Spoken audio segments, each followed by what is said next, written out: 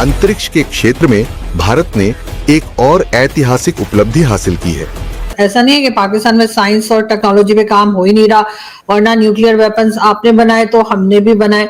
Sir जहाज आपके भी चलते हैं, हमारे भी चलते हैं। ऐसा कम ज्यादा जरूर हो सकता है, मैं मानती हूँ, लेकिन ऐसा नहीं कि हमारे यहाँ काम हो ही नहीं रहा। 3 मुल्कों के जो एस्ट्रोनॉट्स हैं, इंडिया, पोलैंड एंड हंगरी, उन्होंने अपना स्पेस स्टेशन का मिशन जो है वो शुरू किया। इंडियन जारी बात है इसमें, वो कह रहे हैं कि जी हमारी तो बहुत बड़ी चीज है, हम तो चांद पे भी इधर भी जा रहे हैं। मुसलमान जो एक ऐसा है कि वो कहता है नो, मैं इस्लाम जो है, ये सच्ची बातें हैं कि इस्लाम किसी दूसरे मजहब को तस्लीम ही नहीं करता, हम तो मानते ही नहीं है, और उसके वजूद को नहीं है मानते, हम तो उसको गलत कहते हैं, हम उनको काफिर कहते हैं। हम तो ये तो बहुत तशवीशनाक बात नहीं है। वो कहते हैं जी कि असल जहालत ये नहीं होती कि आपको कोई चीज आती नहीं, असल जहालत ये है कि आपको ये भी पता नहीं कि आपको कौन सी चीज नहीं आती। So it's a wonderful feet and it is not just for an Indian. आरजू जी, आप पाकिस्तानी पॉलिटिकली हैं, लेकिन दिल से, आत्मा से, रूह से आज भी आप भारतीय ही हैं ना। कोई पाकिस्तानी भारतीय नहीं हो, वो पागल का बच्चा होगा ना, या चलिए पागल होगा। मॉडर्न वर्ल्ड में, जदीद दुनिया में मुसलमान मिसफिट क्यों हैं? ये इंटेग्रेट नई दुनिया में, जदीद दुनिया में, आज की दुनिया में, जदीद दुनिया आज की दुनिया है ना, और इंडिविजुअल में दोनों जेंडर मौजूद है, मेल और फीमेल इक्वल है। जब हम मुस्लिम सोसाइटी को देखते हैं तो मुस्लिम सोसाइटी या मुस्लिम आइडियोलॉजी जो है, इस्लामिक आइडियोलॉजी आप इसको कह लें, वो पाबंदियां, उसके अंदर पाबंदियां ही पाबंदियां हैं। उसमें आपको ना सोचने की आजादी है, ना आपको जो पहनने की आजादी है, ना आपको क्रिएटिविटी की आजादी है, ना आपको इंटेलेक्चुअल आजादी है। अब ये समझ ले, पाकिस्तानी फैमिली है, एक देसी फैमिली है, वो बच्चे को स्कूल दाखिल कराने ले जाती है, ठीक है, तो बच्चे को जाके स्कूल में दाखिल करा देती है, वो दाखिल कर लेती है। अब दूसरे तीसरे दिन वो जो पेरेंट्स हैं वो जाते हैं और जाके स्कूल वालों से रिक्वेस्ट करते हैं कि जी ये जो है ना, ये जो म्यूजिक की क्लास है वो तो हराम है हमारे मजहब में, तो जरा वो एग्जेम्प्ट कर दें, ठीक है जी।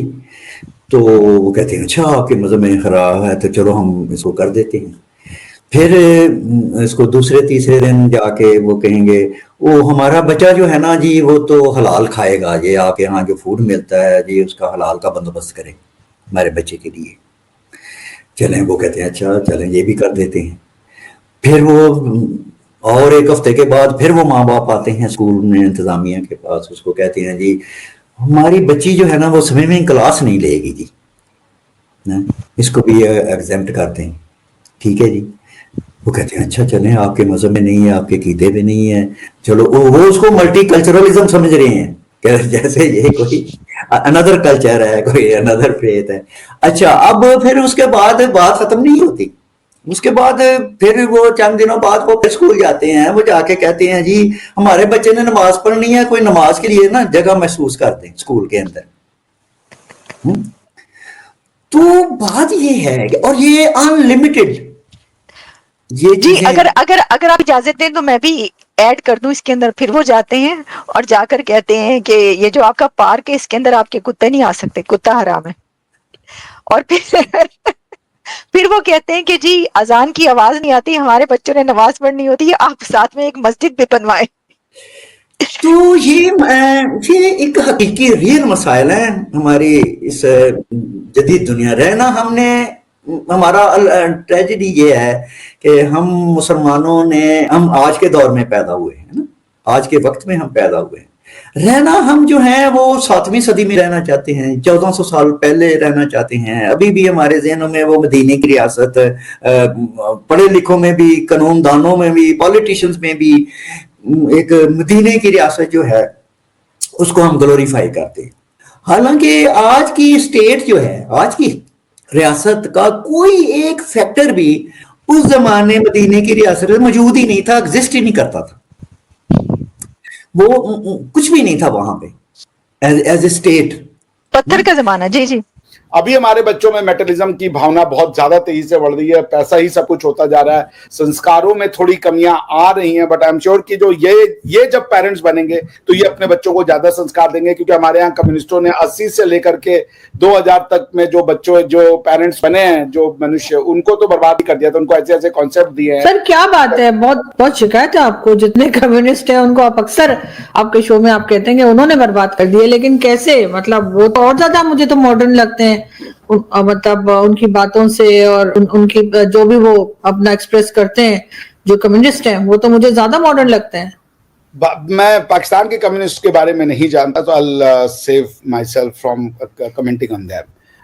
मगर जो इंडिया का कम्युनिस्ट है वो कहीं से मॉडर्न नहीं है, वो बहुत ही दकियानूसी विचारधारा रखता है, वो झूठ बोलता है। सबसे पहली बात, अगर आप कोई भी मॉडर्न क्या होता है भाई, मॉडर्न और ये मैं के बीच का अंतर नहीं समझता। औरंगजेब ने मतियां तोड़ी, औरंगजेब ने हमारे गुरुकुलों को तोड़ा है, तुम उसको बता रहे हो कि उसने उल्टा मंदिरों को बनवाया और स्कूलों को बनवाया। ये जो झूठ बोला इन्होंने, इससे हमें नफरत है। और भाई कौन डिनाई करता है कि भारतीयों से बड़ा कोई सच बोलने वाला नहीं है। हमें चीन ने 1962 में हराया, हम अपनी किताबों में पढ़ाते हैं बच्चों को कि हाँ भाई हम 1962 के चीन के युद्ध में हार गए थे। लेकिन तुम ये कहोगे कि हमको ज्ञान नहीं था, हमको मुगल आकर के ये जिनके कजाकिस्तान उज्बेकिस्तान के रहने वाले जो बर्फों में रहते थे, इनको ढंग का कंस्ट्रक्शन नहीं आता था, ये टेम्पू में, ये तंबों में रहने वाले लोग ये हमें आकर के तुर्की वो सिखा रहे हैं, क्या नाम है, आर्किटेक्चर। भारत के मुगलों का आर्किटेक्चर है। भारत के विष्णु पुराण में लिखा है कि भारत में इतने पहाड़ हैं और इन पहाड़ों को मिलकर के भारत बनता है, और तुम ये बताओगे कि कश्मीर का जो खोज है वो किसी मुगलों ने किया है। सर आज के जमाने में जब इंटरनेट अवेलेबल है, बच्चे या कोई भी अपनी हिस्ट्री निकाल सकते हैं, आपके ख्याल से क्या वो छुपाई जा सकती है? कोई बात निकालेंगे भाई, आपको अपनी हिस्ट्री सिर्फ आप ही तो नहीं दे रहे ना, बाकी दुनिया भी तो दे रही है भाई। हमारी नहीं भाई, पूरी दुनिया, हमारी आपकी हिस्ट्री एक है। आपको फुर्सत है अपनी जिंदगी में? एक समय के बाद पढ़ने की लिखने की इच्छा खत्म हो जाती है। अर्जुन जी, हम सब जब अपने लाइफ के उस एज में जाते हैं तो we just want a comfortable cosy life. कोई नहीं पढ़ना चाहता।